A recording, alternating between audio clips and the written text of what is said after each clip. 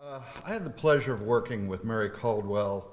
She was a practitioner who loved public relations. And the only thing she loved better than public relations was coming and sharing that field with us. We lost her way too early, but she left a legacy. The Caldwell endowment has enabled us to do a lot of things we wouldn't otherwise do, including faculty development. But one of the most significant things we do is recognize our colleagues with the Mary Caldwell Teaching Award. This is an award that begins with an examination of student evaluations. But I don't want to go there first. I want to talk about what we do. We try to train students for their careers. We hope they get a job. The fortunate ones go beyond a job and find a vocation. But there are some who have a mission. When I think of Randy Covington, I think of his mission. Randy Covington was trained in journalism, and went on to a very successful career, 27 years in television news, running news departments all across the country. And at that time, I think he thought his mission was educating the public, but he was constantly hiring new people, bringing people in, showing them how to do it. And when the time came for him to make a transition, we had an opportunity at the university and he joined us, not as faculty. He was director of development, so he was adjacent, and then became director of Newsplex. Now he's getting closer, and the closer he got to the students, the more opportunity we saw in Randy, the more the students saw in Randy. Randy has educated thousands of our students in ethics, in international communication, and multimedia journalism. As Director of Special Projects, he has traveled across the world training journalists across the world in how to use cutting-edge journalistic techniques.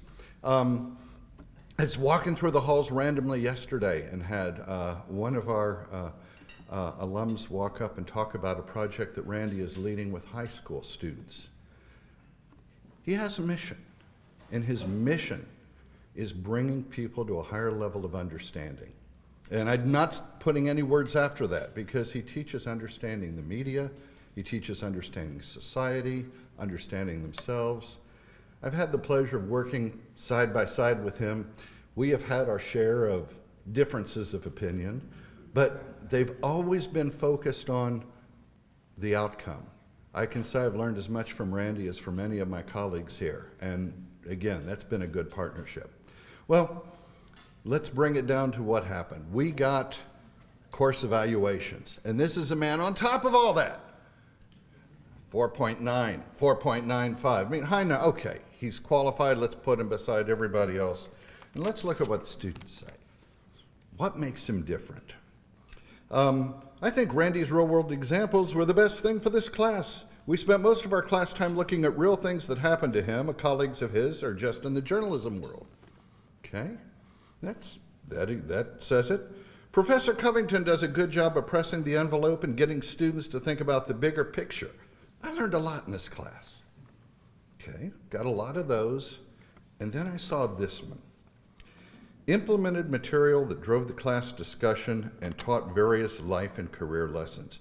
Challenged us to think critically and apply what we learned to various situations. He has so much life experience, especially with international journalism, which is perfect for this class. His knowledge of mass communications in other countries is endless. He truly knows what he's talking about.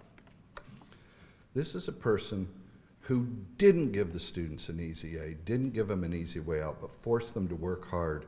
We saw in all of the student comments, not only the effort he put in, but the results he achieved. One last comment. This was genuinely my favorite professor ever. Ladies and gentlemen, one of my favorite professors ever, Randy Covington.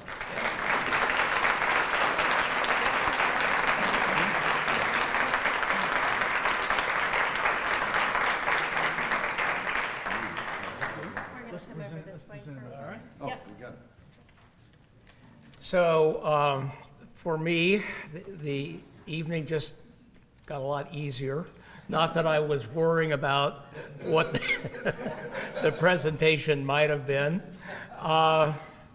This is old news. I was somewhat taken aback that I had to have a speaking role here. But I remember back when I learned about this, it was in the dark days of COVID. We were having a faculty meeting, and Dean Reichert was going to announce the Caldwell. And I'm sitting there zoned out, thinking of all the people on this faculty who deserve this award. And it never crossed my mind. And when he said my name, there were a few times in my life that I have been speechless. That was one of them. So many people to thank, but Augie, I would emphasize something that you said. What makes this so rewarding? What makes us successful? Students. You know, in my past life, working around the country, I would go down the list, whether it's Missouri, Columbia, UNC, Northwestern, Harvard, Princeton, and I will put our students against any of those students anywhere. And in terms of what makes you a good instructor, it's having good students. So thank you, but thank you to our students.